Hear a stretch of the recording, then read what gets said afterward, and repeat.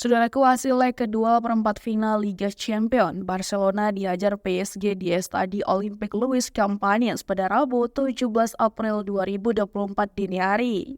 Tim asuhan Luis Enrique menang dengan skor 1-4 yang menjadikan PSG pemenang dalam laga tersebut, sekaligus memastikan tiket semifinal Liga Champions karena unggul agregat 4-6 dari Barcelona. Barcelona sejatinya mampu membuka keunggulan lebih dulu pada menit ke-12 melalui gol Raphinha. Gol Raphinha membuat PSG tertinggal agregat 2 gol karena sebelumnya kalah 2-3. Namun, petaka terjadi pada menit ke-29 ketika Ronald mendapatkan kartu merah dari wasit atas pelanggaran keras yang dia lakukan. Kekurangan jumlah pemain dengan sisa waktu 60 menit waktu pertandingan membuat PSG leluasa mematahkan alur serangan Barcelona, menghancurkan penguasaan anak asuh Xavi Hernandez, serta memborong 4 gol untuk melangkah ke semifinal.